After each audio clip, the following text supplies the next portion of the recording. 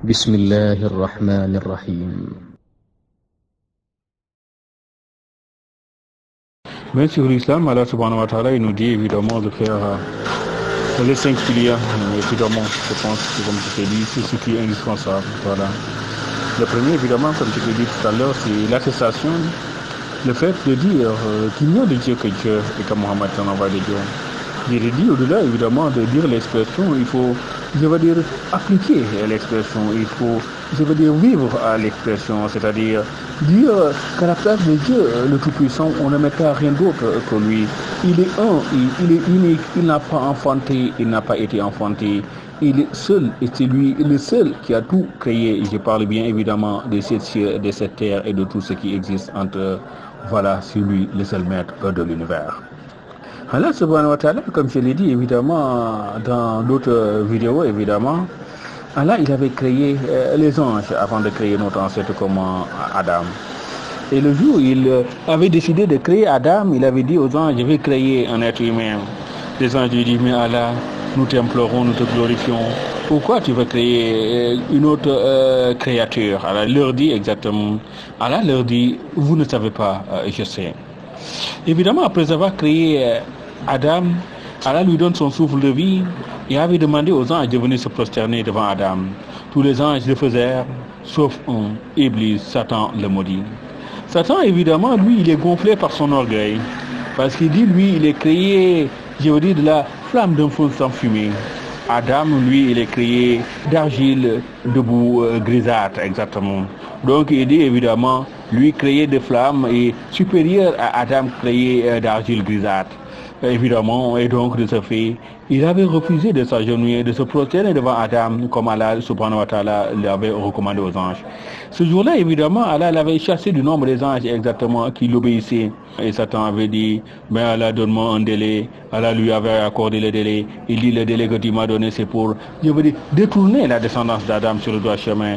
Parce qu'évidemment, Adam, Satan va l'inspirer, je veux dire, va le pousser exactement à désobéir à Allah une fois que Allah les avait mis au paradis, Adam et sa femme Ève. C'est Satan qui va passer par Ève, pousser Ève à dire à son mari de couper de l'arbre, le premier qu'Allah les avait interdit. Ainsi donc, Allah avait fait descendre exactement Adam et sa femme Ève sur la planète Terre. Donc voilà. Sur la planète Terre, comme j'ai dit, évidemment, Adam et Ève sont les premiers êtres humains, je veux dire, ancêtres de l'humanité.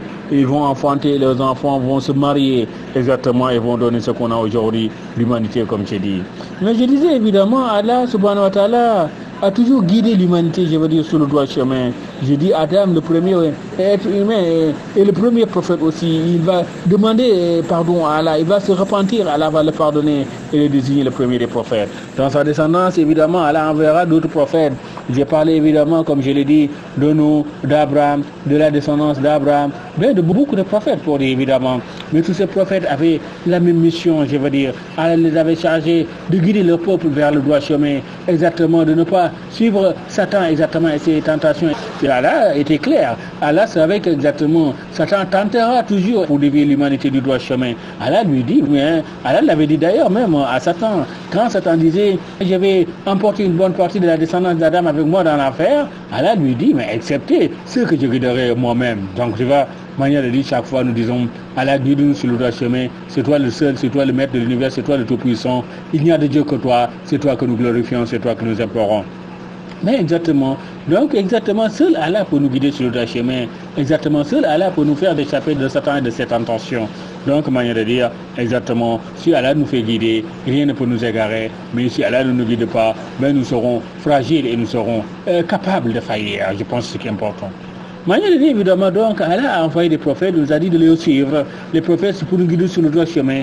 Exactement. Ben, j'ai dit, chaque fois, chaque prophète, évidemment, a été suivi. Mais je veux dire aussi, chaque prophète, exactement, avait même dans sa communauté des gens qui le désignaient comme ennemi. Exactement. On a l'exemple, évidemment, de Jésus qui sera crucifié. On a l'exemple de Moïse, exactement, qui était tenté. Je veux dire, plusieurs fois, exactement. On a l'exemple de, tu me diras, Mohammed, exactement. Quand je dit Mohammed était obligé de faire l'hégire en 622, exactement, c'était la rue où Mohammed, ses ennemis avaient décidé de l'assassiner. Manière de dire exactement, Allah est le seul qui peut nous protéger. Chaque fois aussi nous demandons à Allah, protège-nous contre les ennemis, protège-nous contre leur méchanceté, protège-nous exactement contre leur volonté exactement de nuire. Tu sais, Allah subhanahu wa ta'ala, il est le seul, comme on dit, il ne dort pas, il voit tout, il a tout créé, il sait exactement comment chaque créature agit, avant même, je veux dire, dans ses pensées, je veux dire, dans ses intentions, avant même qu'il agisse en acte exactement, Dieu sait tout.